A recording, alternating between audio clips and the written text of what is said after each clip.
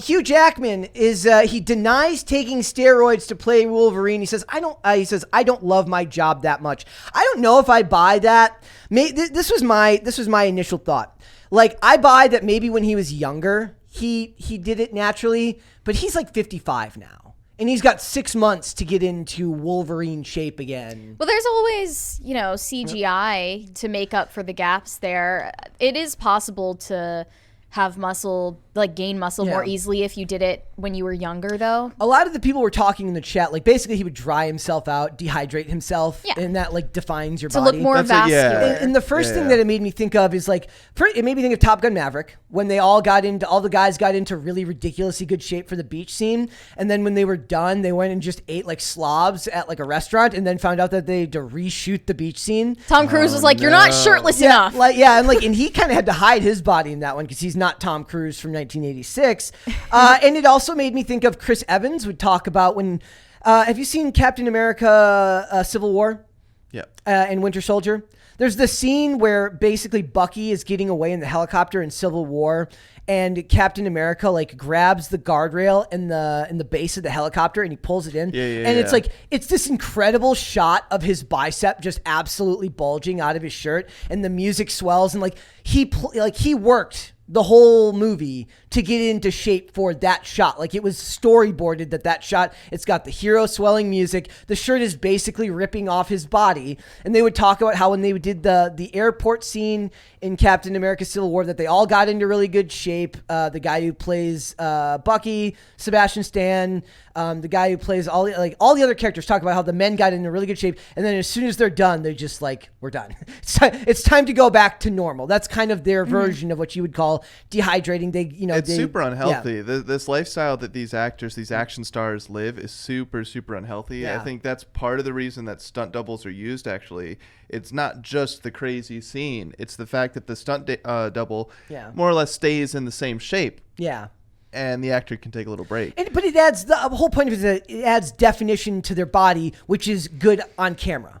Yeah, but these Jonah Hill's a great example. Yeah. He's not, I may be wrong, but I don't think he's ever been ripped like Hugh Jackman or Wolverine. But he's gone from being overweight to real skinny, and he does this often. Like, he'll turn around and make another movie where he looks completely different. He's famous for looking different, like after a year or two. And it's hard on them. Yeah. You have to drastically change your lifestyle. And especially for these shots, they're definitely getting dehydrated. I mean, that's the thing in bodybuilding. Yeah. Absolutely. That was the other example I was going to get. A lot of the podcasts that talk about that say, like, look, this is not what we look like year round. Right. We work to get into this shape for this week of competition. The ones who go to the Arnold Classic and stuff like that, like, they get into really good shape in a defined tone that's literally meant to be viewed. It's meant to be viewed and judged. So on camera, it's the same thing. It's also kind of it's a weird testament to their ability as actors. It's like, you have to be so good at the acting that for 6 months, you're not going to be doing any acting. You're literally just going to eat chicken, as he would say. Like, he apologized in this article about, he's like, so sorry to all the vegans and vegetarians and chickens of the world. The karma is not good for me. Hollywood is so woke. They're apologizing for vegetarians. Jackman claims that he's natty. Yeah. Most of you don't believe him. Yeah. But even whether he's natty or not, it makes me his think physique of, if it's that extreme and vascular and everything, if he's using dehydration or steroids to look that way, it's kind of irrelevant. Think about the difference between people who participate in bodybuilding competitions and people who participate in lifting, like weightlifting competitions. The way that the bodybuilders look has no functional purpose. No. Which is exactly why that type of physique would be shown in unrealistic movies. Yeah. Nobody has claws that come out of their knuckles. Yeah. It's not supposed to be realistic. And I think he's getting a lot of unfair pushback. I do like the fact that they made at least a little bit of a nod to the idea that it's not just women who can feel like outdone by characters in movies. I think for men, when women see it, the argument that I always see made and that I kind of buy is like when women see Scarlett Johansson or some what they call unrealistic beauty standards, they get jealous and think we need to make characters that look more like us. When men see it, they see it as something to strive for, right. As if it's something that they could one day get to, knowing full well they likely won't get to look that way because they don't have a personal trainer and 8 hours a day to spend working out and getting into movie shape year round like the actors do when they're getting ready for that role, or in a lot of times just that one particular scene. Well, and it's not just that, but men would have a competitive nature where arguably the journey is more fun than the result, right? Just striving for something, even if it may be unachievable, just that journey and that grind and that dedication is a lot of times what's fun. It's not the end result in the mirror. Yeah.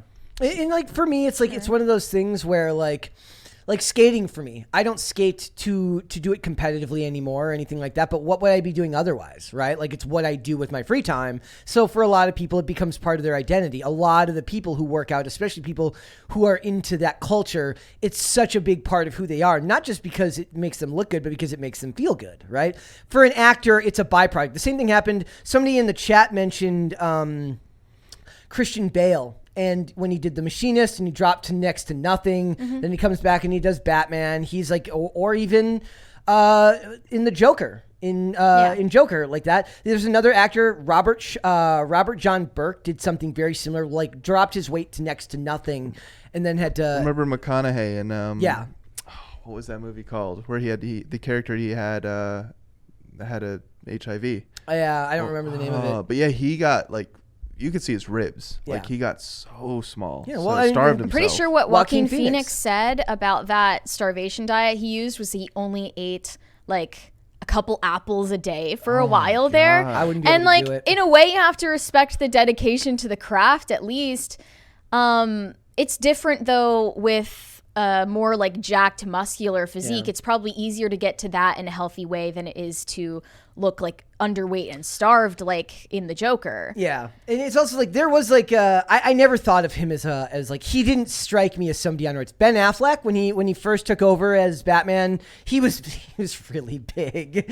Like I wasn't sure if I bought that, but like I look at the difference between Hugh Jackman between X1 and X2, between the first two X-Men movies. There's a very pronounced difference, but it doesn't look like a pronounced difference that would have been super chemically based. It just looks like he took good care of himself and got into really good shape. It's definitely more of like a swimmer's physique than it is a muscle builder's physique. For men or women seeing these types of bodies on screen, personal responsibility, in my opinion, trumps all. If you come to it with a healthy mindset or even a competitive mindset, then it should motivate you, or you should feel neutral about it. Why do you think there's no reason that you should say it's unfair just because of your inability to evaluate it on your realistic standards of what you can achieve. Yeah. That is not Hollywood's job to present what you look like to you so that you can feel good about yourself. It's funny too, because now that's what they're doing. It's not just that. I see it more in advertising.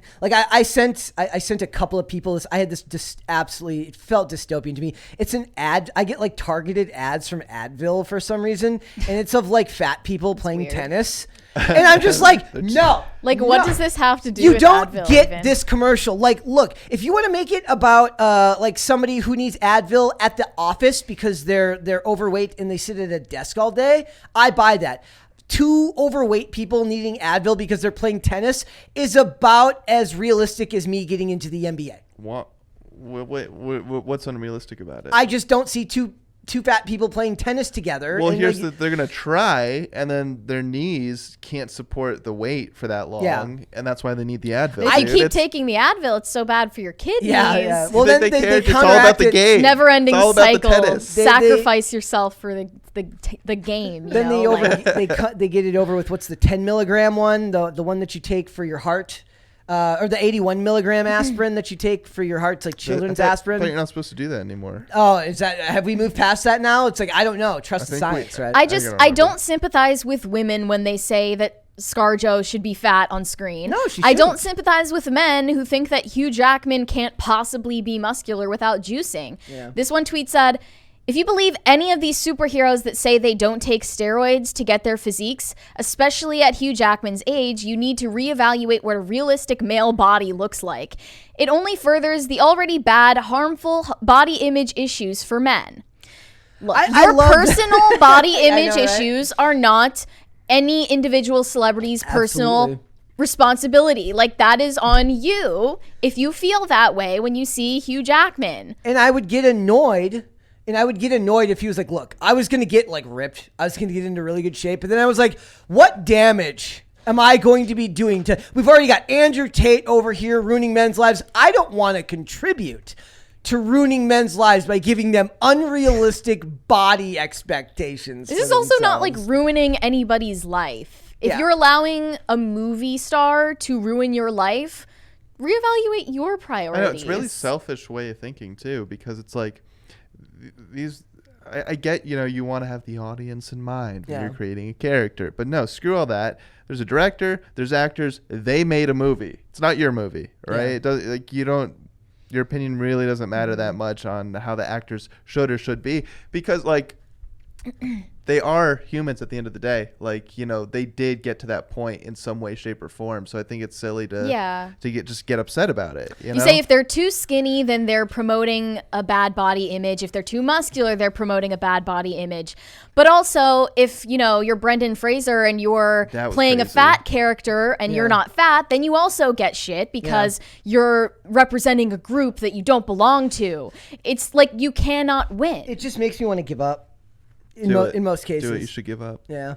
They were also mad about him playing a gay man when he's straight. Yeah. It's just always another gripe with these people. There's really not a way in which you can make everyone happy. And I think the part of that is just like in the internet age, when you were growing up, it just wasn't a thing. You didn't have to worry about like how many times, like when you said something like when you talked about something like this, did somebody share like some controversial view with you and then you get into an argument in real life? Not really. The internet is where that stuff happens. No. Like these things have always existed. These disagreements have always existed. It's just that now it's more prevalent. And we've got people arguing about it on here. But I do think that the guys here are kind of lowering their own standards for themselves by thinking about this like as if, okay, say he's on, I don't care if he's jacked.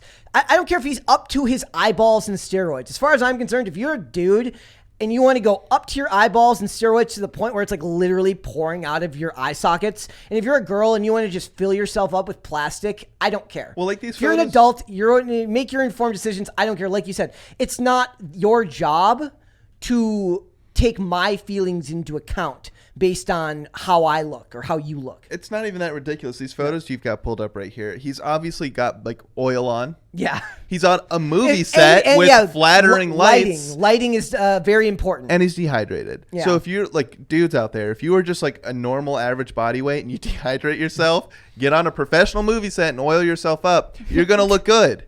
All right? Like, as far as I'm concerned, all sports should unban all illegal substances. All the hitters should just be roided to the gills to the point where their arms look like boulders, and the pitchers should have like some weird form of semen and like jelly. I mean, what if they asked him, "Did you do steroids for the role of Wolverine?" And he was just like, "Yeah, tons of them." Yeah. Like, what are we supposed to say? I love it. It's like at a certain point, it's like The Rock. The Rock's like, "No, I've never done that." I'm like, is anybody really going to think? Don't say less you've of never done that. Like it would be better for him to just talk about it and just be open about it. Like Liver King. I mean, no one selling multivitamins or supplements of any kind now will be trusted because of people like Liver King. Yep.